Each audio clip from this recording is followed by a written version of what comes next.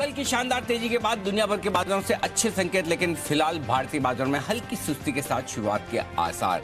Life time high के बेहद नजदीक फिर से पहुंचते हुए बाजार और ट्रेडिंग रेंज के ऊपरी सिरे पर। क्या यहां पर रुकेंगे, अटकेंगे या फिर इस बार फिर से नए हाईज बनाने का इरादा है? कमजोरी हो तो क्या तुरंत खरीदारी करने के मौके हैं? यदि हाँ तो कहां पर? ढेर सारे हैं सवाल आपके जहन में, जवाब है तैयार। स्वागत है आप सबका शेयर बाजार लाइव में। नमस्कार, मैं हूं अनिल सिंघवी, आज फिर से दिल्ली स्टूडियो से। बिल्कुल, और मुंबई स्टूडियो से मैं दीपांशु भंडारी, और जानेंगे अनिल जी से कि किस तरह से बनानी है आज की रणनीति। जो 3 बड़े फैक्टर्स अनिल जी ने कहा है आज बाजार के लिए पॉजिटिव है, इन सभी पर भी करनी है चर्चा, और ढेरों स्टॉक्स तो एक्शन में है ही। सर बताएं आज के ट्रिगर्स कौन से हैं? दीप, ट्रिगर्स दुनिया भर के बाजारों से आते दिख रहे हैं और बेहतरीन आते हुए दिख रहे हैं। अमेरिकी बाजारों में भरपूर तेजी रही, उम्मीद से काफी बेहतर। और आप देख सकते हैं डाउ, नैस्डैक, S&P सारे के सारे बाजार अच्छी तेजी के साथ बंद होते हुए आपको नजर आए। लेकिन इसके साथ साथ कच्चा तेल एक और ऐसा है जो थोड़ा तकलीफ का काम करता हुआ दिख रहा है। $83 के पार निकलता हुआ दिख रहा है। यहाँ पर जबरदस्त एक्शन तेजी की तरफ होता हुआ दिख रहा है। मूडीज ने भारतीय इकोनॉमी की रेटिंग तो नहीं बढ़ाई, लेकिन आउटलुक जरूर बेहतर किया है। जो आउटलुक नेगेटिव था उसे स्टेबल किया है। ये एक अपने आप में अच्छा संकेत है। और आज से 3 दिनों की RBI की क्रेडिट पॉलिसी की बैठक शुरू, MPC की बैठक शुरू हो रही है। 3 दिनों की बैठक होती है, शुक्रवार को पॉलिसी भी आएगी, तो आज से बैठक शुरू होती दिख रही है। ये सारे ट्रिगर्स हैं जिन पर हमें करना है फोकस। जी बिल्कुल, तो ढेरों ट्रिगर्स हैं आज के एक्शन के लिए, और लगातार हम देख रहे हैं बैंक्स और फाइनेंशियल्स के तो दमदार अपडेट्स रहे, पर अब FMCG और कंजम्पशन रिलेटेड कंपनीज के अपडेट्स भी काफी मजबूत आते हुए दिख रहे हैं। पर सर, जो बड़ी खबर है, मूडीज रेटिंग्स तो नहीं बढ़ाई पर आउटलुक जरूर बढ़ा दिया है भारत का। कैसे देखना चाहिए सर इसे? देखिए दीप, इसे कैसे देखना चाहते हैं आप, उस पर डिपेंड करता है। अगर आप अच्छा देखना चाहते हैं तो यह है कि चलिए रेटिंग नहीं बढ़ाई, कोई बात नहीं, आउटलुक सुधारा है। और आउटलुक सुधारने के बाद अगला स्टेप होता है कि आपने नेगेटिव से आउटलुक स्टेबल किया है, स्टेबल से या तो पॉजिटिव करेंगे या रेटिंग बढ़ाएंगे। नेगेटिव साइड पर देखना चाहें तो अरे हमें तो ऐसा लग रहा था कि इस बार तो रेटिंग बढ़ेगी, इस बार भी बढ़ी नहीं। वैसे एक चीज बताऊं, बहुत स्ट्रॉन्ग बोल्ड स्टेट है मेरा, इन्वर्टेड कोमाज में, इटैलिक्स शब्दों में, हमें मतलब कहने के लिए ठीक है, बाकी कोई मूडीज के सर्टिफिकेट की जरूरत है नहीं कि मूडीज कहे कि हमारी इकोनॉमी मजबूत है तो ही हम माने हमारी इकोनॉमी मजबूत है। हमारी इकोनॉमी कितनी मजबूत है, आप, हम, हिंदुस्तान के सारे लोग और बाकी आपका मार्केट ये ऑलरेडी फील कर रहा है और कर सकता है। अगर हिंदुस्तान के फॉरेक्स रिजर्व्स टॉप 5, टॉप 6 देशों में हो, इससे बड़ी बात क्या हो सकती है? इतना बड़ा फॉरेक्स रिजर्व हमारे पास में है। दूसरी बात, जिस तरह के ग्रोथ के आंकड़े हैं वो दमदार हैं, जिस तरह की कंपनियों की कमाई आती दिख रही है वो तगड़ी है, मतलब, और जिस तरह से हमने कोरोना पर कंट्रोल किया है और उसके बाद से इकोनॉमी और पूरी जो लाइफ है वो बैक टू ट्रैक पर आती हुई दिख रही है। ये सब अपने आप में सबूत है जिसके लिए हमें मूडीज के सर्टिफिकेट की जरूरत नहीं है। उन्हें आज अच्छा लगे, कल अच्छा लगे, उनकी मर्जी है, लेकिन हमारे लिए ऑलरेडी इकोनॉमी का अपग्रेड है। फर्क सिर्फ इतना पड़ता है कि मूडीज अगर ये रेटिंग अपग्रेड कर देता तो ऐसा लगता है कि चलिए ठीक है, बाहर का भी किसी का सर्टिफिकेशन आ रहा है, और उसके चलते हुए हमारे जो विदेशी बोरोइंग होती है, अगर हम कोई बॉन्ड खरीदते हैं या भारत सरकार पैसा उठाती है तो उनकी रेटिंग एक चूंकि बढ़ जाती है तो थोड़े सस्ते ब्याज पर भारत सरकार पैसा उठा सकती है, तो हमारा ब्याज का मीटर जो है वो सरकार का कम हो जाता है और पैसे रेज करना ज्यादा आसान होता है। बस इतना ही फर्क है। लेकिन आज हम already life time high forex reserve पर बैठे हैं हिंदुस्तान में, तो हमें क्या चिंता है? और मैं एक और चीज बताऊं दीप, यही अगर आंकड़े किसी यूरोप के देश के होते हैं, किसी लैटिन अमेरिका के होते हैं, तो आराम से मूडीज आंख बंद करके रेटिंग बढ़ा देता। मैं आपको गारंटी से कह रहा हूं, दावे से कह रहा हूं। कितने देशों ने डिफॉल्ट किए, हिंदुस्तान ने अपने इतिहास में एक भी बार डिफॉल्ट नहीं किया है, हमेशा से मजबूत रहा है, हमेशा अपने पैसे समय से चुकाए हैं। लेकिन उसके बावजूद मैं बहुत स्ट्रांगली ये स्टेटमेंट दे रहा हूं और सोच समझ कर दे रहा हूं कि जो विदेशी रेटिंग एजेंसीज है वो कुछ हद तक बायस्ड है और वो हिंदुस्तान की रेटिंग बढ़ाने में बहुत संकोच करती है और उन्हें इस बात का भरोसा ही नहीं है। और देखिएगा आप एक दिन जब यही रेटिंग एजेंसीज हिंदुस्तान के आगे पीछे घूमेंगे और रेटिंग बढ़ाने के लिए बिना मांगे बिना कहे बढ़ाएंगे। मतलब अगर आप मुझे पर्सनली पूछेंगे तो मूडीज की रेटिंग नहीं बढ़ाने के दावे में कोई दम ही नहीं है, बढ़ानी ही चाहिए, और वो ना बढ़ाए तो हमें फर्क भी नहीं पड़ना चाहिए, सिंपल। हमारे लिए हमारी इकोनॉमी कितनी मजबूत है ये हम जानते हैं, हमारे फॉरेक्स रिजर्व्स कैसे हैं, हमारी ग्रोथ क्या है वो हमारे सामने दिख रही है। आप रोज न्यूज पर यूज सेगमेंट देखिए 10:30 बजे, आप जितने कॉर्पोरेट से मैं बात करता हूं आपको पता चलेगा प्री कोविड लेवल पर बिजनेस नहीं कर रहे हैं, वो बिजनेस कर रहे हैं लाइफ टाइम हाई लेवल पर। जिन कंपनियों के पास ऑर्डर्स है वो ये कह रहे हैं कि हमने जिंदगी में पिछले 15-20 साल में इतनी बड़ी ऑर्डर बुक नहीं देखी, पिछले 15-20 साल में हमने इतनी स्ट्रांग डिमांड नहीं देखी। पिछले साल हम इस बात में यकीन करते थे, अरे साल भर हो गया अंदर बैठे हैं लोग, घर में दबे हुए हैं, कुछ नहीं कर पा रहे हैं, बाहर निकले हैं अब तो थोड़ी डिमांड है, ये पेंट अप डिमांड है। पेंट अप डिमांड इतनी लंबी नहीं चलती। आप रियल एस्टेट की डिमांड देखिए, एक ये ऐसा सेक्टर है जो आपको पूरी इकोनॉमी की एकदम रिफ्लेक्शन देता है, क्योंकि रियल एस्टेट सेक्टर के साथ 500 अलग अलग तरह की इंडस्ट्री जुड़ी हुई है, और एक सेक्टर अगर बूम करता है तो आपको पता चलता है कि बाकी इंडस्ट्रीज में किस तरह की डिमांड हो रही है। उससे आपको एक अंदाजा लग जाएगा कि घरों की बिक्री लाइफ टाइम हाई लेवल पर चल रही है, ब्याज दरों की जो होम लोन पर ब्याज दरें लाइफ टाइम लो पर चल रही है, और ऐसे में तगड़ी डिमांड जो आती हुई दिख रही है वो आपके सामने है। मेरे लिए कोई फर्क नहीं पड़ता मूडीज ने नहीं बढ़ाया, किसी को फर्क पड़ता हो तो पड़े। हमारे लिए हमारे देश की इकोनॉमी मजबूत है, स्ट्रांग है। हाँ, कुछ चिंताएं हैं डेफिनेटली कि बढ़ती हुई ब्याज दरों की, बढ़ती हुई महंगाई की जो मिडिल क्लास के लिए, बाकी लोगों के लिए दिक्कत है, लेकिन वो एक अलग मुद्दा है, इकोनॉमिक ग्रोथ अलग मुद्दा है। ग्लोबल इन्फ्लेशन है, कमोडिटीज के दाम सिर्फ हमारे यहाँ नहीं बढ़ रहे, कोयले के दाम 2 गुना हो चुके हैं पूरे दुनिया भर में, कच्चे तेल के दाम सबके लिए बढ़ रहे हैं, नेचुरल गैस के दाम पूरी दुनिया में है, कॉफी, चाय, शुगर, ये ग्लोबल इन्फ्लेशन है, इंडिया इन्फ्लेशन नहीं है। हाँ, हो सकता है हमारे सप्लाई साइड इश्यू हम थोड़ा और रिजोल्व कर लें तो हमारे यहाँ जितना ग्लोबल इन्फ्लेशन की वजह से हमारे यहाँ बढ़ना चाहिए उसे थोड़ा हम कम कर सकते हैं, वो एक अलग मुद्दा है। बट इकोनॉमी का जहाँ तक सवाल है, ग्रोथ का जहाँ तक सवाल है, डिमांड का जहाँ तक सवाल है, हमारे पास हमारा सर्टिफिकेट है, self certified first class strong economic growth. ये मेरा वर्डिक्ट है, मूडीज जो चाहे कहे। बिल्कुल सर, और यही भरोसा, यही कॉन्फिडेंस आपका भी है, भारत के बाकी निवेशकों का भी है, और उससे हम देख भी रहे हैं कि भारत में और एक्शन बन रहा है। क्योंकि आपने सर बात करी मैक्रो फैक्टर्स की, तो एक अहम ट्रिगर हमारे लिए भी फ्राइडे को आने वाली है आरबीआई की पॉलिसी। आज से एमपीसी की बैठक भी शुरू होने वाली है, और इन्फ्लेशन पर भी आपने बात करी, तो क्या उम्मीद लगाएं सर इस पॉलिसी से कुछ बदलाव नहीं होगा, या फिर कुछ एक्शन या कॉमेंट्री वाइज इंपॉर्टेंट रह सकती है पॉलिसी? ज्यादा कुछ आएगा नहीं दीप, हमें पता है। सिर्फ कमेंट्री इंपॉर्टेंट रहेगी, और कमेंट्री एक ही लिहाज से इंपॉर्टेंट रहेगी जो कि गवर्नर साहब के हाथ में नहीं है। एक चीज मैं बहुत क्लियर करना चाहता हूं, जो कुछ आरबीआई गवर्नर साहब के हाथ में, वहां सब कुछ बराबर है। मॉनेटरी पॉलिसी, लिक्विडिटी मैनेजमेंट, बाकी कहीं कोई दिक्कत नहीं है। जो ग्लोबल इन्फ्लेशन है वो उनके हाथ से बाहर की बात है। हाँ, कुछ चीजें जरूर है जो सप्लाई साइड इश्यूज आप एड्रेस करके कर सकते हैं, कि अचानक से टमाटर के दाम 20 से 40-60 रुपए किलो हो जाना, अचानक से खाने के तेल के दाम बढ़ जाना, तो ये कुछ रीजनल इन्फ्लेशन फैक्टर हैं जो सिर्फ इंडिया स्पेसिफिक है। वहां पर सप्लाई साइड इश्यू और थोड़ी प्लानिंग के साथ हो सकता है सरकार और आरबीआई मिलकर काम करे तो उन्हें रिजोल्व किया जा सकता है, वो हम बच सकते हैं। लेकिन क्या कच्चे तेल के दाम हमारे हाथ में नहीं, क्या दुनिया भर में एनर्जी क्राइसिस है, उसमें हमारा कोई मतलब हमारे हाथ में कुछ है, हम कुछ कर सकते हैं? ज्यादा कुछ नहीं, बस एक्सेप्ट कि हम यहाँ पर हमारे यहाँ सप्लाई बढ़ा लें। कॉफी, शुगर, चाय, कॉटन, मतलब आप जो नाम ले, हर सॉफ्ट कमोडिटी तेजी से भाग रही है, मेटल्स तेजी से भाग रहे हैं। चाइना के अपने गेम है, अमेरिका का अपना खेल है, क्या हम उसमें बहुत कुछ कर सकते हैं?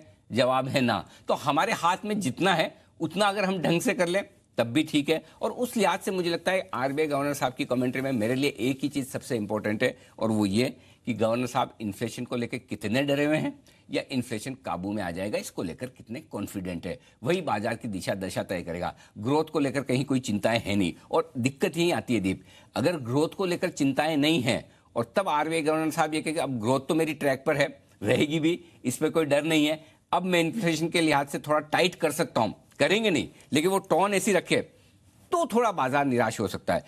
मेरा पॉइंट है कि इन्फ्लेशन और ग्रोथ, इन दोनों के बीच में जो बैलेंस बनाने में आरबीआई का मैंडेट इन्फ्लेशन को लेकर है, और वो थोड़ी सी चिंता की बात हो सकती है। लेकिन क्या इसी बार ब्याज दरें वो बढ़ा देंगे? जवाब है ना।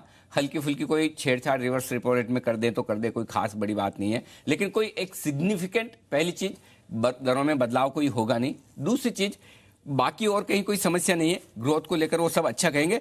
अगर एक ही चीज है, इन्फ्लेशन को लेकर वो जरूरत से ज्यादा मतलब सावधानी वाली भाषा ना बोले, अगर वो बोलेंगे तो डर लगेगा, इतना ही है बस। बिल्कुल, तो कोई ज्यादा बड़ा बदलाव नहीं होगा, पर ऑफकोर्स इन्फ्लेशन पर गवर्नर साहब का क्या कहना है ये भी जरूरी रहेगा। तो चलिए सर, गवर्नर साहब की कमेंट्री पर तो हमारी नजर रहेगी, बट मार्केट पर आपकी कमेंट्री का इंतजार है। और सर, आज की कमेंट्री जाने उससे पहले काफी लोग ट्वीट करके पूछ रहे हैं कि कल क्लोजिंग शो में अनिल जी किधर थे? अरे दीप, मैं खुद इतना मिस कर रहा था आपको, पूरे शो को। और यकीन मानिए, चूंकि दिल्ली में जाहिर सी बात है कि मैं तो हमेशा शो मुंबई से करता हूँ, इस बार इतनी लंबी मतलब 3-4 दिनों की मेरी स्ट्रीक होगी, मैं सैटरडे से दिल्ली में हूँ। चूंकि हमारी कॉन्फ्रेंस है और उसके बावजूद कल सुबह कॉन्फ्रेंस चूंकि 9:30 बजे शुरू होनी थी, तो पहले मैं 8 से 9:30 शो करके गया। लेकिन दोपहर में तो नेचुरली आप जानते हैं कि एक बार कॉन्फ्रेंस में आप घुस जाएं तो फिर हो नहीं पाता। काफ़ी मैसेज ये भी आ रहे थे, कुछ नहीं तो आप फ़ोन पर स्ट्रेटेजी दे दें।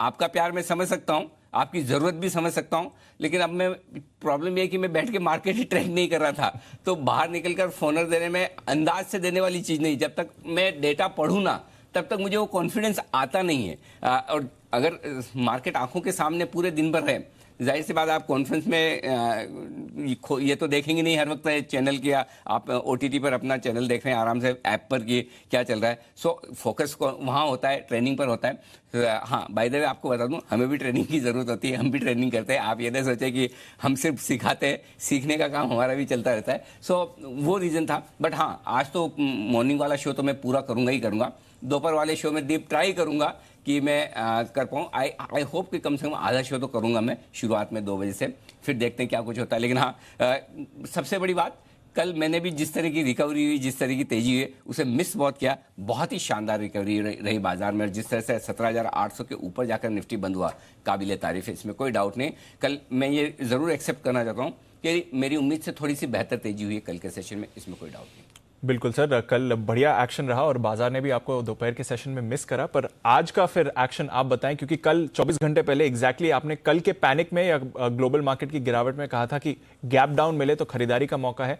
ग्लोबल मार्केट्स अभी थोड़े सुधरे हैं, हमारे संकेत थोड़े इस समय सुस्त दिख रहे हैं। आज क्या करना है सर?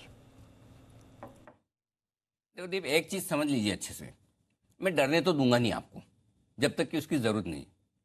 जरूरत है तो सबसे ज्यादा मैंने डराया था मार्च 2020 में, फरवरी 2020 में, जिस समय बहुत डरने की जरूरत थी। और इसीलिए कहता था खून के आंसू पीने पड़ेंगे, कोई भी कुछ भी बोले, मैं भी बोलूं तो शेयर मत खरीदना। ये सारी चीजें हुई है। अब भी कभी भी किसी भी दिन आपके मन में ये चीज आएगी और वाकई में मुझे भी लगेगा डेटा के लिहाज से, सेटअप के लिहाज से, तो मैं आपको बोलूंगा। इसीलिए जब जब मार्केट गिरता है, जैसे कल भी था, तो मेरी एक लाइन तुरंत आ जाती है, आपने देखा होगा कमेंट्री में पहली लाइन, इस रेंज के नीचे बंद हो तो ही मार्केट का ट्रेंड पॉजिटिव से न्यूट्रल होगा। सिंपल, 17,275, 17,350। अब बंद होने की बात तो दूर है, हम उसके आसपास ही नहीं पहुंचते।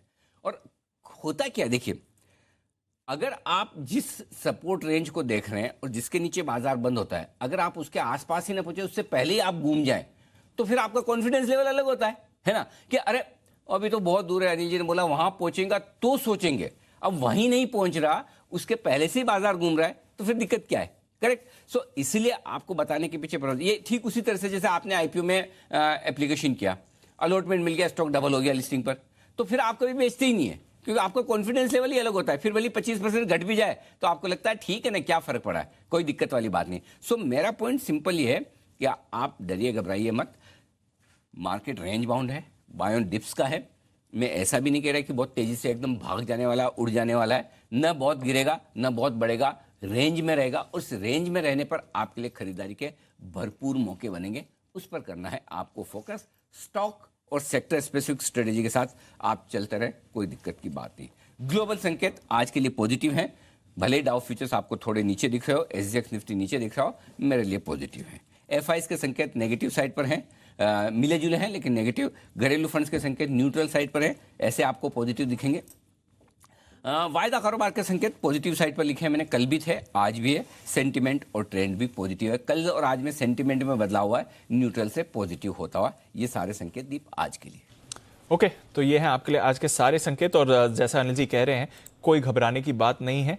नेगेटिव एक संकेत आपको दिखेगा, पर उसके सामने 4 पॉजिटिव संकेत भी आपको दिख रहे हैं और DIs का एक्शन न्यूट्रल है।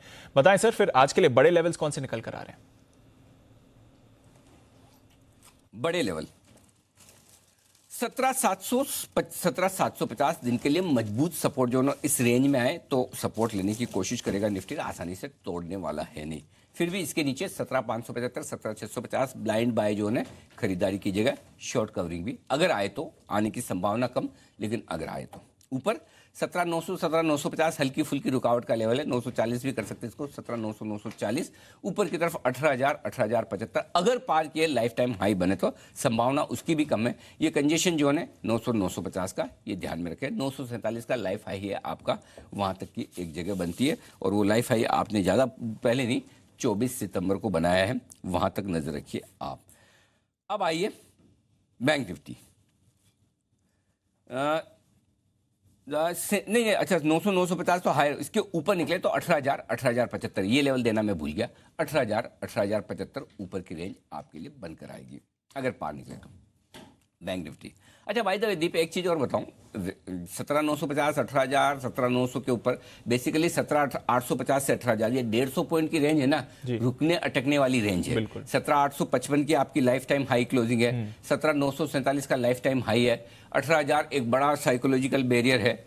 एक बार इसको पार करेंगे ना दीप, तो एक चीज समझ लीजिए, फिर आप है ना 100-200 पॉइंट के लिए इसे पार नहीं करेंगे, 50 पॉइंट के लिए पार नहीं करेंगे, ये फिर 18,500 ले जाएगा आप, 18,400, 18,500 की तरफ। मतलब वहां से जो तेजी बनेगी वो कम से कम 400-500 पॉइंट की कम से कम बननी चाहिए। और अगर आपको 400-500 पॉइंट की तेजी ज्यादा लगती हो, ओह 500 पॉइंट नॉन स्टॉप इतना, तो फिर इसे परसेंटेज में कन्वर्ट कर लीजिएगा, सिर्फ 2.5% निकल कर आएगी अपने आपको 2.5-3% से ज्यादा नहीं होगी, अपने आप आपको ज्यादा नहीं लगेगी। तो 2.5-3% अगर किसी बड़े बैरियर को पार करे निफ्टी, लंबे समय के बाद पार करे, रुक रुक कर अटक कर फिर पार करे, तो इतना तो बनता है ना। सो अगर पार करके बड़ा निकलना है तो ये क्रेडिट पॉलिसी के दिन हो जाए, इससे बढ़िया हो नहीं सकता। तो देखते हैं क्रेडिट पॉलिसी क्या बाजार को नए हाईज 18,000 के पार निकालने की कोशिश करती है, या फिर क्रेडिट पॉलिसी की उम्मीद में बाजार पहले ही वो भागने की कोशिश करता है।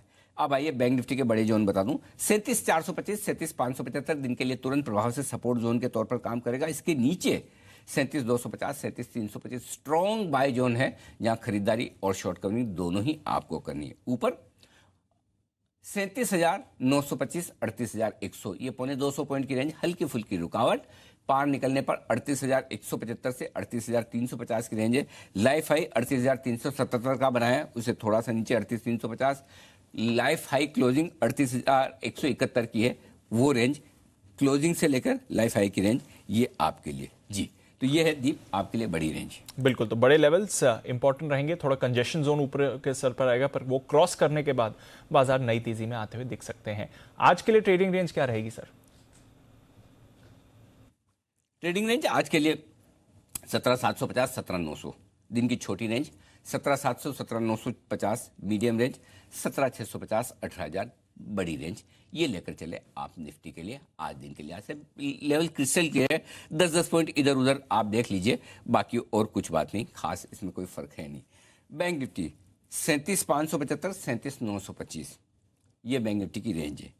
37,425, 38,100 ये मीडियम रेंज है, और 37,350, 38,350 ये 1000 पॉइंट की रेंज बैंक निफ्टी पर बड़ी रेंज के तौर पर काम करेगी आपके लिए। अब आइए कुछ और डेटा। एफआईज की इंडेक्स लॉन्ग पोजीशन 56 से 54%, ठीक है, no problem, thank you very much, कोई दिक्कत नहीं। आपको नहीं खरीदना मत खरीदिए, आपके बगैर भी हम 17,800 के ऊपर बंद हुए हैं, तो दिक्कत वाली बात नहीं है। पुट कॉल रेशियो बढ़िया तेजी के बाद 17,800 के ऊपर बंद होने के बावजूद आप अच्छी क्लोजिंग देख रहे हैं, अच्छे बहुत ज़्यादा बढ़ावा नहीं देख रहे हैं, कंफर्टेबल लेवल पर देख रहे हैं। 1.20 पुट कॉल रेशियो मेरे लिए लाइट और कंफर्टेबल है, कोई चिंता की बात है नहीं। विक्स 2% घटकर आया 1640 के आसपास।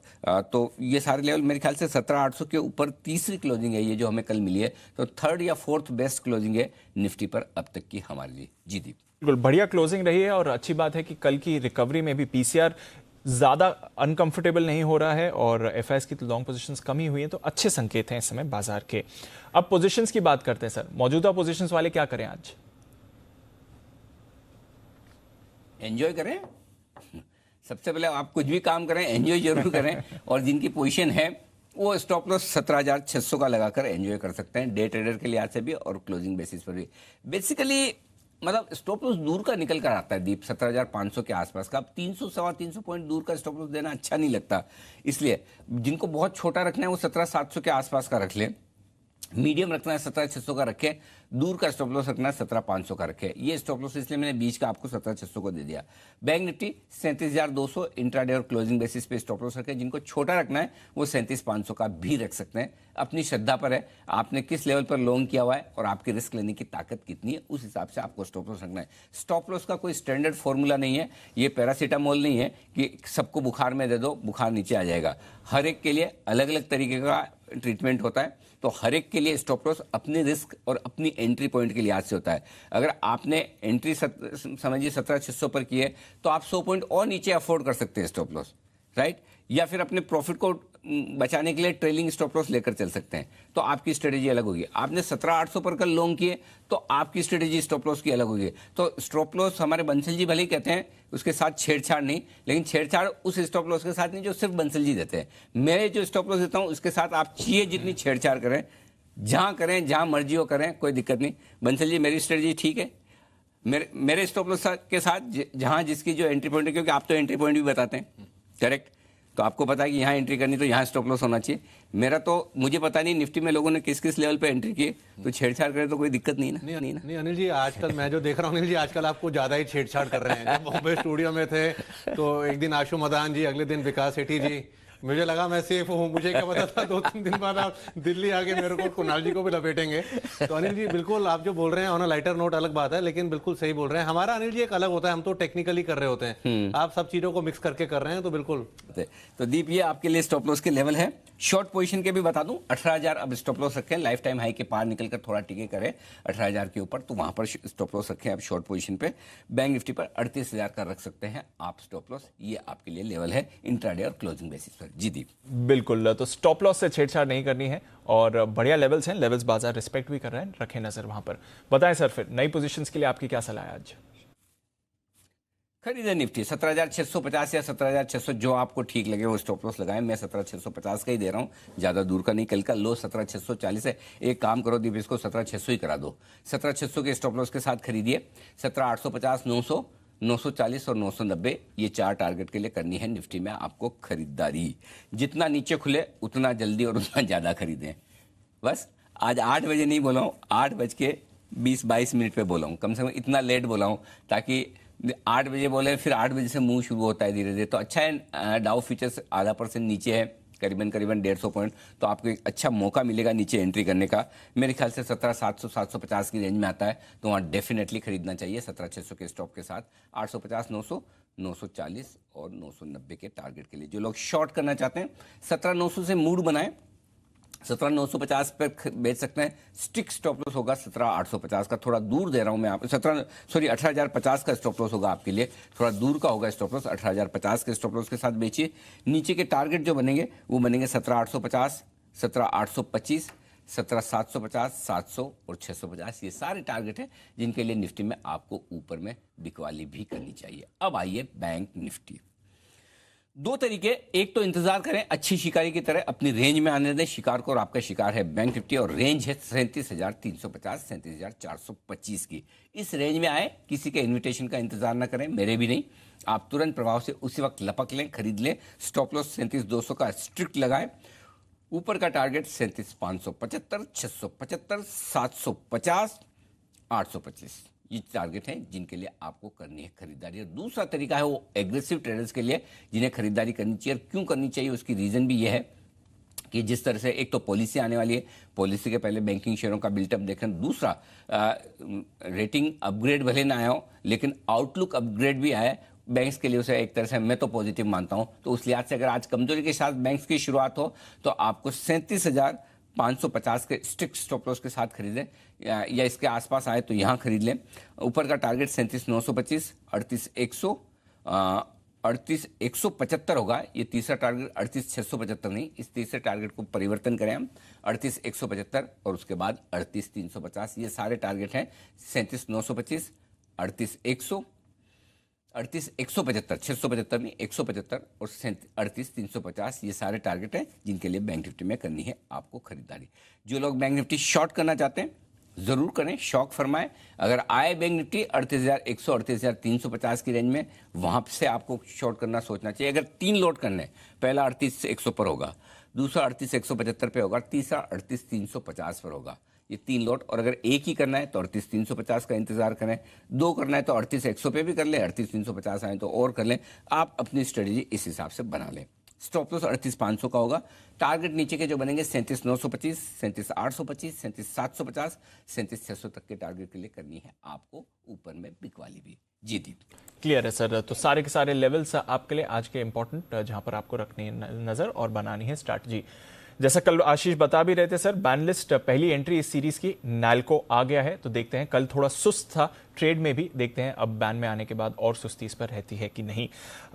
डेटा भी समझना चाहूंगा सर, क्योंकि एफआईएस की तरफ से बिकवाली का आंकड़ा आया है जरूर, पर कल एक बड़ी ब्लॉक डील भी थी। एक्सा ने अपनी हिस्सेदारी बेची आईसीआईसीआई लोम्बार्ड में 3.5% की। कैसे देखे फंड्स के डेटा को?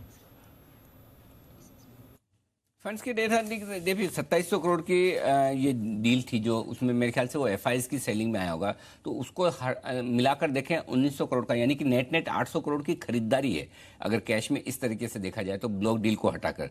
सामने 700 करोड़ के स्टॉक फ्यूचर्स बेचें तो आप कह सकते हैं न्यूट्रल है, और 580 करोड़ के इंडेक्स फ्यूचर्स बेचें तो उस लिहाज से मैंने आंकड़े नेगेटिव साइड पर रखे हैं, थोड़े से नेगेटिव से न्यूट्रल है। घरेलू फंड में 1868 करोड़ की खरीदारी है, तो ज़्यादातर खरीदारी ब्लॉक डील की वजह से, 2700 करोड़ की ब्लॉक डील है, उसके बावजूद अगर 1800 करोड़ के आंकड़े आए, इसका मतलब थोड़ी बिकवाली तो है ही, तो मैंने न्यूट्रल साइड पर वो रखे हैं। तो आंकड़ों में ज़्यादा कुछ है नहीं, थोड़ा सा एडजस्टमेंट है। अब आइए एफएनओ के आंकड़े। 17,600 आज के लिए मजबूत सपोर्ट जोन का काम करेगा, और वो इसलिए करेगा दीप के 17,600 के पुट पर हाईएस्ट ओपन इंटरेस्ट है 47 लाख शेयरों का।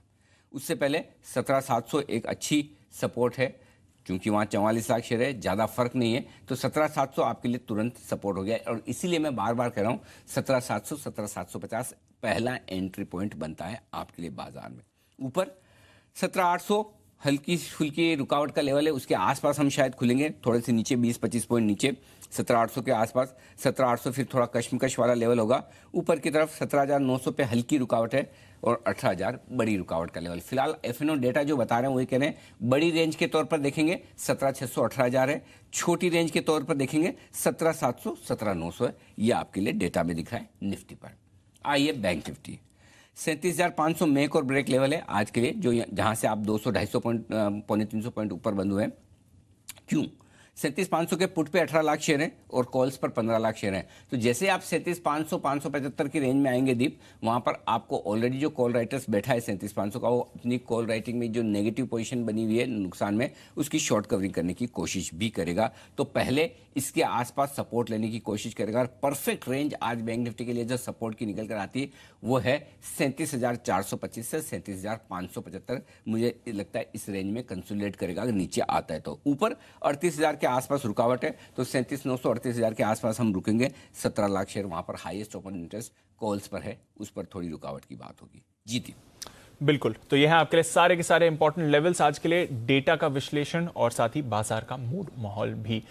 आइए फिर अब जानते हैं कौन से इंपॉर्टेंट ट्रिगर्स हैं जहां पर आपको रखनी है आज के लिए नजर, खबरों वाले शेयर्स और साथ ही आज की दमदार ब्रोकरेज रिपोर्ट्स भी। हमारी पूरी की पूरी रिसर्च टीम है हमारे साथ तैयार। आइए जुड़ते हैं वरुण, देवांशी, मानसी और आशीष के साथ। वरुण, गुड मॉर्निंग, बताएं आज के ट्रिगर्स। गुड मॉर्निंग दीप। तो ट्रिगर्स में सबसे पहले तो आज से 8 अक्टूबर तक आरबीआई की जो मॉनेटरी पॉलिसी है कमेटी, उसकी बैठक शुरू होने वाली है। तो इसके चलते बैंक, एनबीएफसी, तमाम वो काउंटर्स हैं जहां पे आपको नजर रखनी है। वॉलेटिलिटी हो सकती है। नज़ारा टेक पूंजी जुटाने और ओपन प्लेट टेक्नोलॉजीज को शेयर जारी करने पर बोर्ड की बैठक है। आयनक्स विंड फंड जुटाने पे इस कंपनी की भी बोर्ड की बैठक है। आज 10:30 बजे कैबिनेट की बैठक है। मित्र यानी कि मेगा इन्वेस्टमेंट टेक्सटाइल पार्क, इसको अप्रूवल मिल सकता है। इसके अलावा काफ़ी सारे स्टॉक्स हैं जिनको एएसएम की कैटेगरी में डाला गया है। Chalet Hotel, DB Realty, AH Limited, Godfrey Phillips, तमाम काउंटर्स है जहां पे आपको नजर रखनी है। कुछ स्टॉक्स है जिनको एएसएम फ्रेमवर्क में डाला गया है, उसमें लक्ष्मी ऑर्गेनिक्स और नेल्को भी शामिल है। प्राइस बैंड का रिवीजन हुआ है, जिसमें डीसीडब्ल्यू लगातार तेजी में था ये काउंटर, अब 20% से 10% कर दिया गया है प्राइस बैंड, और पटेल इंजीनियरिंग। साथ ही साथ तनेजा एरोस्पेस लगातार इस काउंटर में भी तेजी थी, प्राइस बैंड इसका 10% से बदल के 5% कर दिया गया है। बिल्कुल, तो ये है आपके लिए कुछ अहम ट्रिगर्स और स्टॉक्स स्पेसिफिक एक्शन भी।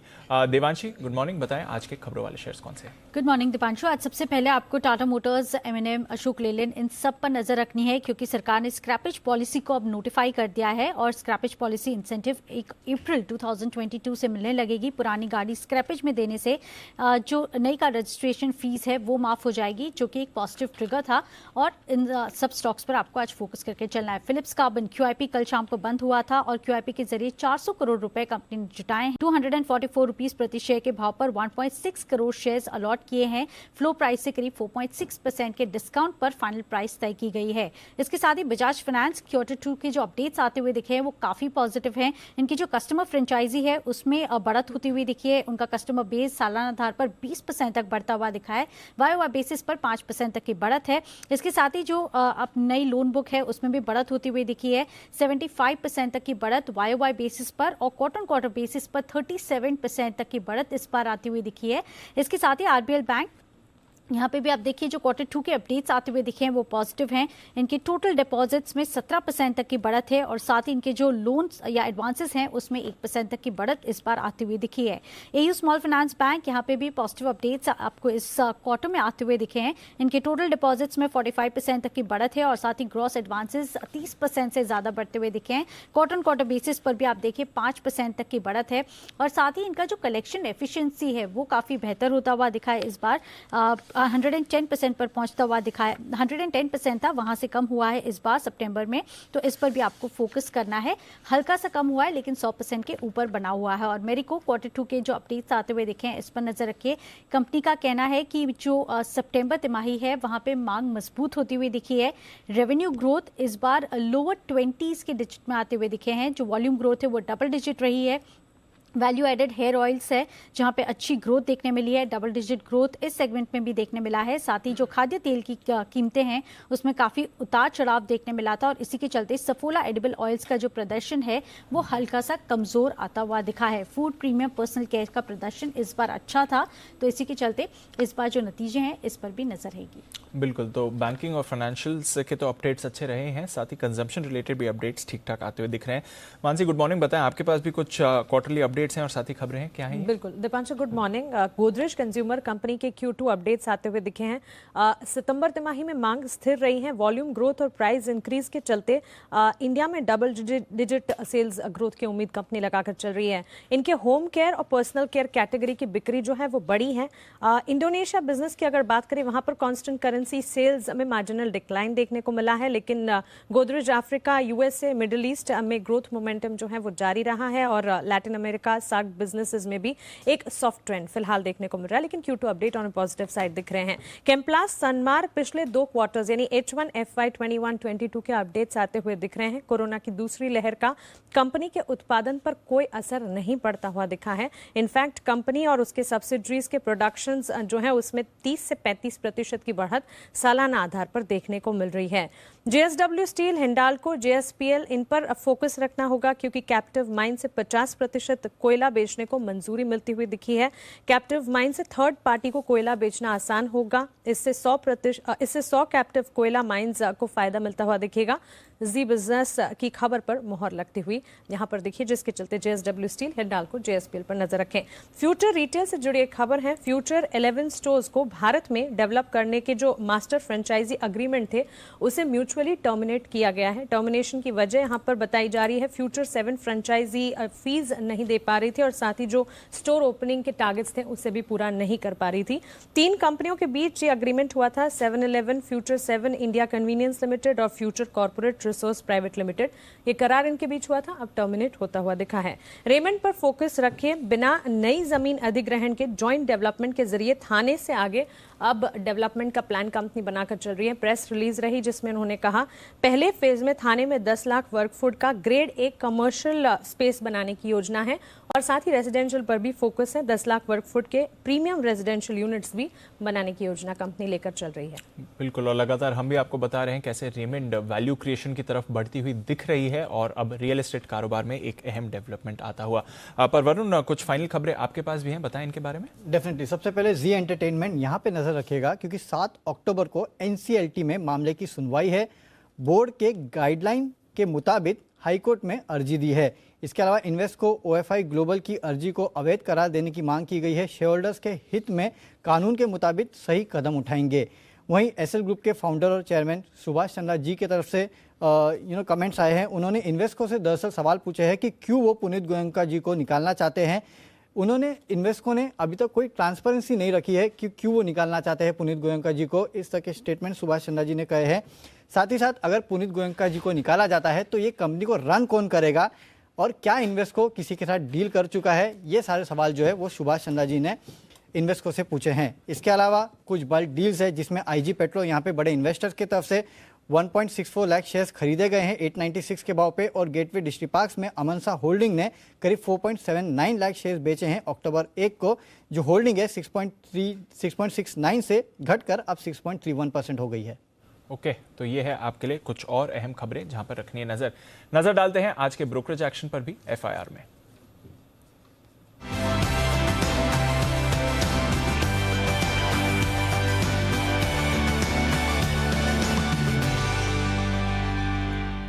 मॉर्निंग आशीष, बताएं आज की रिपोर्ट्स के बारे में। Good morning Deepanshu. सबसे पहले देखिए AU स्मॉल फाइनेंस बैंक यहाँ पर मॉर्गन स्टैनली की तरफ से रिपोर्ट आई है। ओवरवेट की रेटिंग को बरकरार रखा है। 1500 रुपए के लक्ष्य के लिए 1212 की जो है कल की क्लोजिंग है और ये मान रहे हैं कि तिमाही दर तिमाही अगर आप देखें तो इनके जो असेट अंडर मैनेजमेंट में करीब 4% की ग्रोथ देखने को मिली है। डिसबर्समेंट में पिकअप देखने को मिला है और कलेक्शन एफिशिएंसी सुधरी है, जिसके चलते स्टॉक पर अभी भी अगर आप देखें तो ओवरवेट की रेटिंग दे रहे 1500 रुपए के लक्ष्य ले।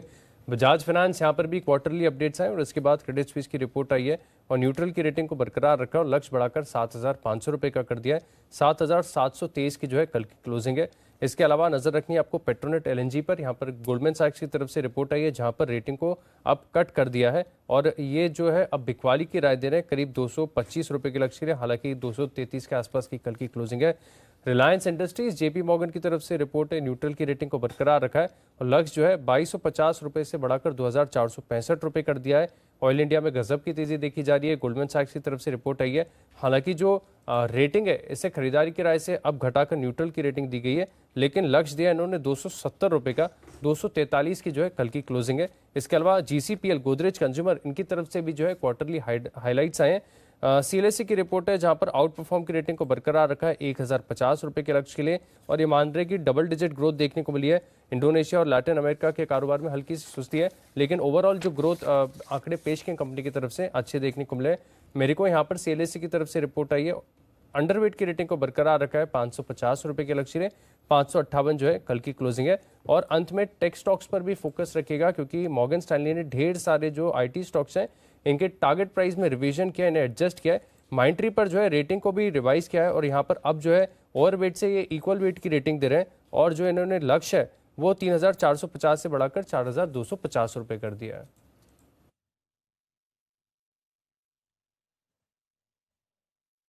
बिल्कुल, तो ये है वो तमाम रिपोर्ट्स जिन पर आज रहेगा एक्शन। चलिए एक्शन को बढ़ाते हैं आगे और तैयार है हमारे सारे एक्सपर्ट्स। वक्त है पिक ऑफ द डे का।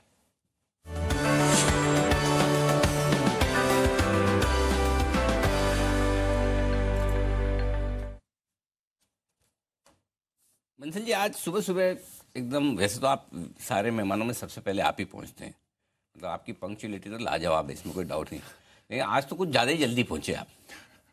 अनिल जी, लास्ट टाइम मैं लेट हो गया था तो मार्जिन ऑफ सेफ्टी इस बार बढ़ा दिया अनिल जी। चलिए, बहुत बढ़िया। तो इसका आपको ज़रूर इनाम, पुरस्कार और शाबाशी मिलेगी। तो आज के कार्यक्रम की शुरुआत आप ही को करनी है, पता है ना आपको। उद्घाटन समारोह के मुख्य अतिथि आप ही हैं। बताइए सर अपनी पिक। देखिए अनिल जी, मेरा पिक ऑफ द डे है वो बिग डैडी। अनिल जी, एक स्टॉक आपने रिकमेंड करा था आज से 2 साल पहले कुणाल जी के जन्मदिन पर मुंबई स्टूडियो पर। 35-37 रुपए का भाव था, आज का भाव 83 रुपीज का भाव है। उस जमाने में अनिल जी आपने 2-3 बार रिकमेंड करके ना थक गए आप। वैल्यू पिक था, स्टॉक था RCF, करेक्ट है ना। और अनिल जी उसी स्पेस का एक बिग डैडी है रैलीज इंडिया, जिसको भी बहुत लोगों ने रिकमेंड करा है। स्टॉक ऊपर जाके नीचे आ जाता है, रुक जाता है। अब रैलीज का अनिल जी मुझे लगता है एक बड़े वाला बॉटम लग चुका है और ये भी एक बड़ा उछाल दिखाएगा। तो रैलीज है मेरा पिक ऑफ द डे। 283 283 का स्टॉप लॉस है, 307 का टारगेट है। रैलीज पे खरीदारी की राय है। ये अगर आपकी जगह सुमित जी ने रिकमेंड किया होता तो बोला मेरा स्टॉक है रैलीज और ये रैली करने के लिए तैयार हो रहा है। ये करेगा रैली। ये करेगा रैली, इसको बिल्कुल भी मिस नहीं करना है, ऐसे बोल रहे। अच्छा, ये बिग डैडी है, ये वाला स्टॉक आप कह रहे हैं। हाँ जी, बिग डैडी है, मतलब ताऊ। हिंदी में। हाँ, बिग डैडी नहीं अनिल जी, हिंदी में तो दादा भी हो गया बिग डैडी। नहीं, बिग बड़े डैडी- पापा अनिल जी हमारे पंजाब। ताऊ इज राइट। हाँ, बड़े पापा ताऊ होता है, दादा कैसे हुआ? नहीं अनिल जी, हमारे पंजाब में तो बड़े पापा, दादाजी को बड़े पापा बोलते अच्छा ऐसा है, ओके। पंजाब में फिर ठीक है, आप अपने कल्चर के साथ बिल्कुल बने रहे जैसा है। मुझे लगा ताऊ है, तो फिर मैंने सोचा अंकल कौन सा है वो भी पूछ लूं। चलिए, तो रिलीज इंडिया ये है बंसल जी की पसंद का शेयर, खरीदारी करने की राय। कुणाल जी बताइए आपका पसंदीदा share. Good morning Anil ji. देखिए, खरीदारी की राय है टाइटन में। ओके। और अनिल जी, टाइटन में लगातार तेजी चल रही है। बाजार, सब लोग बाकी स्टॉक्स पर फोकस्ड हैं, लेकिन टाइटन जो है वो अपनी गति से धीरे धीरे करके नए कीर्तिमान बना रहा है। इन स्तरों पर बाय करके चलें। 2150 पर स्टॉप लॉस रखें। मुझे लगता है 2250 के लेवल्स आएंगे। पहला टारगेट आज के लिए 2230, दूसरा टारगेट 2250। तो 2250 के लक्ष्य के लिए टाइटन में खरीदारी करें। टाइटन खरीदें, ये है आपके लिए राय। कुणाल जी की तरफ से भी ये एक और स्टॉक कमाल करने को तैयार। विश्वेश जी बताइए sir, pick of the day. Good morning Anil ji. देखिए, मुझे ऐसा लग रहा है कि मार्केट थोड़ा सा लैकलस्टर है, लेकिन ओवरऑल स्ट्रेंथ है। तो ये स्ट्रेंथ की जो लीड है वो लार्ज कैप ही करेंगे। तो लार्ज कैप में जो मेरी पिक है वो है एचडीएफसी बैंक। एचडीएफसी बैंक पिछले 2-3 सत्र में मेरे हिसाब से कुछ नहीं किया है, साइडवेज रहा है। लेकिन कल के सेशन में एक लोअर लेवल से जो रिकवरी आई है, मुझे लग रहा है ये शायद लीड करेगी। तो काफी छोटा स्टॉप लॉस होगा अनिल जी, 1570 मतलब 25 रुपए तक का स्टॉप लॉस होगा। और यहाँ पे 1630 और 1640 ये दो टारगेट के लिए एचडीएफसी बैंक को खरीदारी की राय है। ओके, एचडीएफसी बैंक चलेगा तो बैंक निफ्टी भी चलेगा, बैंक निफ्टी चलेगा तो निफ्टी भी चलेगा, और तब सब कुछ चलेंगे। राजा के पीछे प्रजा है। अनिल जी, आप सोमवार को आए। सोमवार को मैंने आपसे कहा था कि आप आएंगे। आप जब दिल्ली आए हैं, तेजी बनी है, तो अनिल जी 2 दिन तो संभाल लिया बाजार। अब आज आपको संभालना है। कल किसने संभाला था? कल अनिल जी हम ही लोगों ने संभाला था। गजब कर रहे हैं भाई साहब। दिखाई नहीं दिया अनिल जी। दोपहर में नहीं था ना, सुबह तो था ही। हाँ। अनिल जी, राजस्थान में एक कहावत हो रहा है, कुणाल जी की बात से याद आया जी। जो मैंने कॉलेज में सीखी थी। जब छिपकली चलती है ना छत के ऊपर, तो उसे लगता है कि छत मैंने को उसने संभाल रखा है। हाँ, नहीं तो मैं हट जाऊंगी तो छत गिर जाएगी। ये बात सही है। इसलिए कुणाल जी मेरे को मत शामिल करें इसके अंदर। और उससे भी ज्यादा वो भी कि कुत्ता ट्रक के नीचे चल रहा तो उससे ज्यादा ट्रक में ही चला रहा हूँ। तो ये वो वाला है। तो हमें किसी तरह कोई गलत फहमी नहीं है। लेकिन हाँ, अगर आप बोलोगे कि आपने संभाला, तब तो मैं भी कहूंगा मैंने संभाला था। बाकी संभाला हमने किसी ने नहीं है। मार्केट अपने आप में इतना दमदार, शानदार और तेजी में है कि पूछिए मत। आइए, विश्वेश जी भी तैयार। विश्वेश जी तो दे चुके हैं एचडीएफसी बैंक अपनी पसंद का। सुमित जी भी तैयार है। सुमित जी बताइए आपकी पसंद का शेयर आज। Good morning. Good morning Anil ji. Good morning Anil ji. मेरे को ऐसा लग रहा है कि एफएमसीजी काउंटर्स पे नजर रखें। एफएमसीजी काउंटर्स में से जिस स्टॉक पे नजर रखना है और ट्रेड करना है वो है मैरिको। मैरिको के अंदर मेरे को लग रहा है कि यहाँ से एक अच्छा ऊपर का मूव देखने को मिलना चाहिए। जिन्होंने पोजीशंस बना रखी है वो लोग पोजीशंस होल्ड करके चले। कोई भी डिप आता है तो फ्रेश खरीदारी करें। और मैरिको के अंदर यहाँ से एक अच्छा अप मूव आज और आने वाले दिनों में ऊपर में देखने को मिल सकता है। कम से कम 15 रुपए का मूव इमीडिएटली शॉर्ट टर्म में देखने को मिलना चाहिए। और ओवरऑल 25 से 30 रुपए का मूव यहाँ से ऊपर की तरफ देखने को मिल सकता है। यानी 575 रुपए का पहला टारगेट बनेगा और 590 रुपए का दूसरा टारगेट बनेगा। स्टॉक का जो नीचे में सपोर्ट है 540 542 के आसपास का बनेगा। तो खरीदारी करें 575 से 590 के टारगेट्स के लिए। ओके, तो मैरिको में करें खरीदारी। ये मैरिको के भी आंकड़े आते हुए दिखे हैं। तिमाही के आंकड़े दमदार नजर आ रहे हैं। अभी बताया सुमित जी ने, तो यही लगे हाथ आपके सामने रख ही दूं। क्यों काम पीछे क्यों छोड़ने का, जो बाद में करना अभी कर लें। रेवेन्यू ग्रोथ लो 20s में। अब ये है ना, एक तो साफ साफ मतलब ये मिड टीन्स, लो 20s, कितना दिमाग लगाना। पहले 20 कहाँ आता है, अच्छा 20 वहाँ आता है। फिर उसका लो क्या हुआ, 17-18 के आसपास। लो 20 17-18 हो गया, 11-12 हो गया ना अनिल जी। 21-22 21-22 हुआ। हाँ। अच्छा हुआ, देखो पूछ लिया मैंने। मैं तो 17-18 समझ। तो 17-18 क्या होगा? भाई बंसल जी की उम्र है लो 20। नहीं वो तो ठीक है, लेकिन 17-18 को क्या बोलेंगे फिर? High teens Anil. High teens. वो सब बहुत मुश्किल काम है। सीधा सीधा बताओ ना कि 20-22% के आसपास की ग्रोथ है ये। सही बात। तो चलिए, डबल डिजिट सेल्स ग्रोथ की उम्मीद है। और बाकी इंडिया में, अफ्रीका में, बाकी सब जगह ग्रोथ का मोमेंटम बड़ा जोरदार है। सितंबर तिमाही स्टेबल रही है। सॉरी, ये मेरिको की बीच में मेरिको के साथ गोदरेज की पढ़ने लगा। वॉल्यूम ग्रोथ डबल डिजिट बता रहे हैं मेरिको वाले। रेवेन्यू ग्रोथ 20% से ज़्यादा की उम्मीद रख सकते हैं। हेयर ऑयल में डबल डिजिट ग्रोथ है। क्या बात है, लोग बालों में तेल ज़्यादा लगा रहे हैं। Very good. और खाने पीने के और पर्सनल केयर के जो प्रोडक्ट्स हैं उनका भी प्रदर्शन अच्छा रहा है। इन सब के दम पर सुमित जी की तैयारी है खरीदारी करने की राय। टारगेट आपके सामने। Avinash ji good morning. बताएं सर, आपका pick of the day. Good morning Anil ji, good morning Deepanshu. Anil ji, मेरा जो पिक है वो एग्रोकेमिकल सेक्टर का है। हमको दिग्गज फ्रंटलाइन प्लेयर यूनाइटेड फॉस्फोरस पसंद है। हमको लग रहा है कि इसका कारण एक है कि हमने सुना है कि चाइना में बेसिकली एग्रोकेमिकल्स का जो शॉर्टेज है वो काफ़ी बढ़ गया है। ओवरऑल ग्लोबली अगर यूरोप की बात करें तो यहाँ पे भी जो प्राइस ट्रेंड्स दिख रहे हैं वो काफ़ी पॉजिटिव है। और United phosphorus not only India but even Europe में भी काफ़ी बड़ा प्लेयर है। तो इस लेवल से मुझे लग रहा है कि अगर किसी को पोजिशनल व्यू लेना है कम से कम 3-6 महीने का, तो ये करीबन 770 775 का टारगेट प्राइस दिखा सकता है। काफ़ी अच्छा काउंटर है। सेकंड क्वार्टर भी हमको लग रहा है काफ़ी स्ट्रांग आने की उम्मीद रहेगी। और दूसरा इन्वेस्टमेंट काउंटर जो मेरे को पसंद है अनिल जी, काफ़ी बार मैंने रेकमेंड किया है, वो एमजीएल रहेगा। आज एमजीएल ने रिपोर्ट किया है कि इन्होंने गैस की कीमतें बढ़ाई है। ये बिजनेस बहुत प्रॉफिटेबल है क्योंकि हमको इन चीज़ों से काफ़ी आदत होती है, ये नेसेसिटी के आइटम्स होते हैं। और इसलिए मुझे लग रहा है कि ये जो गैस के प्राइसेस, नेचुरल गैस के प्राइसेस बढ़े हैं, इसका पूरा जो कॉस्ट इंक्रीज है वो अभी प्राइस इंक्रीज में आ गया है। और डेफिनेटली इसमें वॉल्यूम की कोई कटाई आने की उम्मीद नहीं है। तो ये डेफिनेटली 1080 1079 चल रहा है। तो यहाँ पे भी अगर किसी को इन्वेस्टमेंट करना है तो मुझे लग रहा है कि 1200-1250 का नियर टर्म का टारगेट बन सकता है। तो ये दोनों स्टॉक्स मुझे लग रहा है इन्वेस्टर्स को एक्यूमुलेट करना चाहिए। ओके, तो यह है आपके लिए एमजीएल पर खरीदारी की राय। रिसेंटली हमने देखा है कि सभी गैस डिस्ट्रीब्यूशन कंपनी ने दाम बढ़ाए हैं, जिस तरह से ग्लोबली दामों में बढ़त दिख रही है। और साथ ही यूपीएल जो अविनाश जी को पसंद है। अविनाश जी, आपने अपडेट्स की बात करी, जैसा अनिल जी भी अभी कह रहे थे, मैरिको की तरफ से अपडेट्स आते हुए दिखे हैं। साथ ही कंजम्पशन स्पेस की बात करें तो गोदरेज कंज्यूमर के अपडेट्स भी अच्छे रहे हैं। वो कह रहे हैं मांग भी अच्छी रही है। कैसे देखें मैरिको और गोदरेज कंज्यूमर दोनों को इन अपडेट्स के बाद?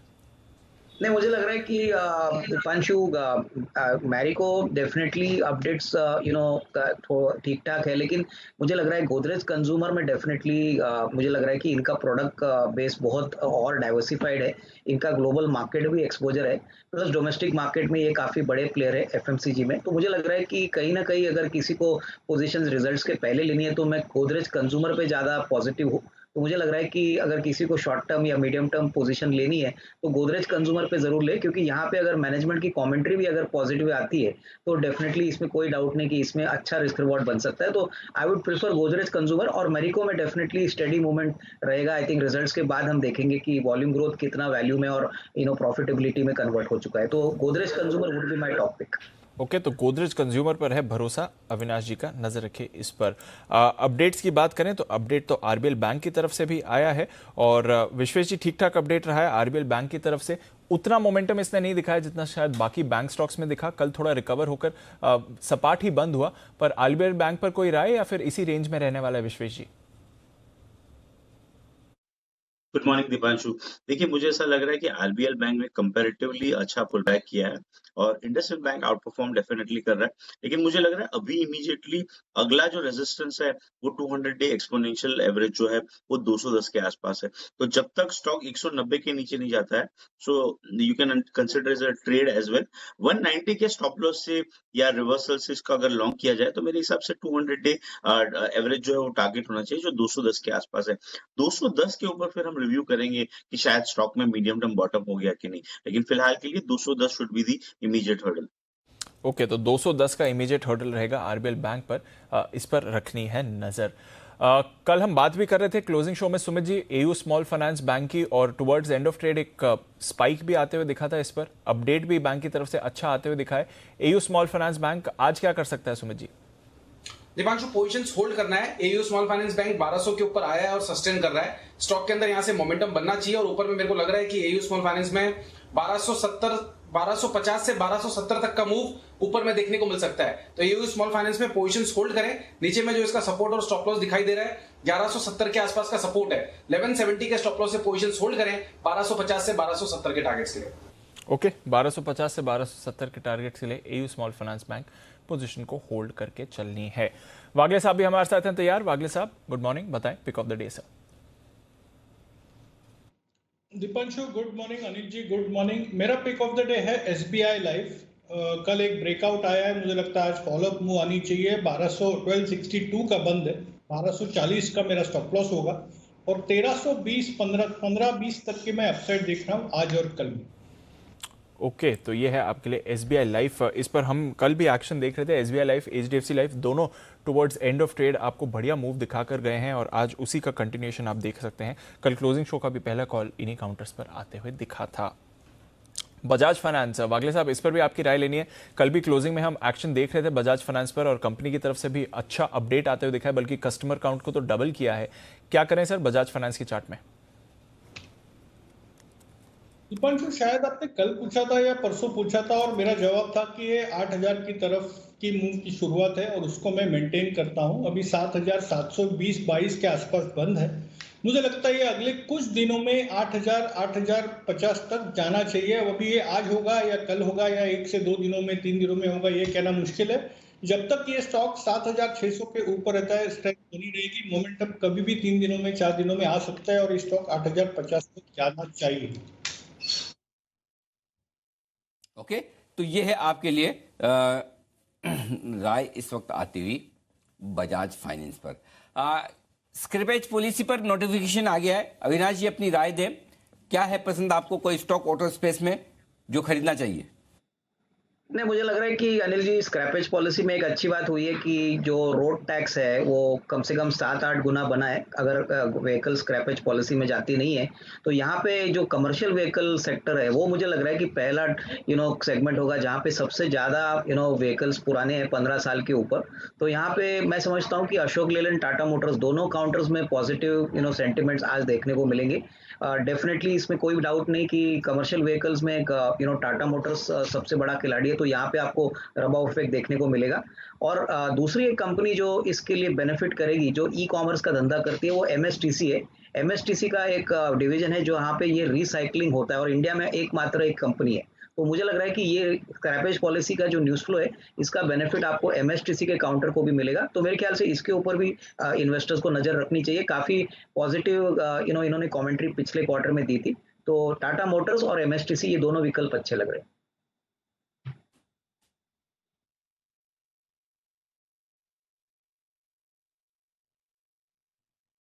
ओके, तो ये है आपके लिए ऑटो स्टॉक्स पर राय इस वक्त आती हुई। कुछ और स्टॉक्स हैं जहां पर बेहतरीन अपडेट आते हुए दिखेंगे। गोदरेज कंज्यूमर अच्छे दिख रहे हैं। जरा कुणाल जी चार्ट्स देखिए, वॉल्यूम ग्रोथ और प्राइस इंक्रीज, उसके चलते सेल्स ग्रोथ में डबल डिजिट की उम्मीद वो कर रहे हैं। बाकी सारे प्रोडक्ट्स में भी मजबूत ग्रोथ का नजरिया बनाकर चल रहे हैं। क्या स्टॉक बढ़ सकता है? देखिए, बढ़ने की पूरी संभावना है। जी देखिए, करेक्शन भी पूरा होता हुआ दिख रहा है। 1130-35 के आसपास से करेक्ट हुआ, 1040 तक आया और मुझे लगता है वापस से अब तेजी के लिए तैयार हो रहा है। नीचे एक बेस बन चुका है 1000 रुपए के आसपास, तो एक स्टॉप लॉस रखें 1020 का। मुझे लगता है 1080-1100 के लेवल्स आएंगे, बिल्कुल बाय करने के लिए। 80 और 1100 तक के टारगेट्स बन सकते हैं। यहाँ पर आपको करना है फोकस करना है एयू स्मॉल फाइनेंस बैंक पर भी। बंसल जी, आपको चार्ट्स देखने हैं, अच्छा अपग्रेड आता हुआ दिखा। डिपॉजिट 45% बढ़ी है साल दर साल, तिमाही दर तिमाही 5% है। लोन ग्रोथ जो साल दर साल 24% है, तिमाही दर तिमाही 4% है। एडवांसेस भी इसी तरह से बढ़कर आए हैं। तो ओवरऑल ग्रोथ काफ़ी अच्छी दिख रही है और साथ ही मॉर्गन स्टैनली का टारगेट 1500 रुपये का भी बढ़ेगा। अनिल जी, बेहतरीन टेक्निकल चार्ट है, रिवर्सल है चार्ट के ऊपर। नीचे में 1180-1185 एक अहम सपोर्ट है और टेक्निकली ये 1245 का एक शॉर्ट टर्म टारगेट निकल के सामने आता है। तो पहला टारगेट 1245 का है। 1245 एक मेजर हर्डल है, क्योंकि जब यहाँ पर कुछ किसी का रेजिग्नेशन हुआ था तो एक स्टॉक के अंदर ब्रेकडाउन देखने को मिला था। तो 1245 पहला टारगेट है और 1245 के ऊपर सस्टेन करता है तब ऊपर में 1288-1290 के लेवल्स देखने को मिलेंगे।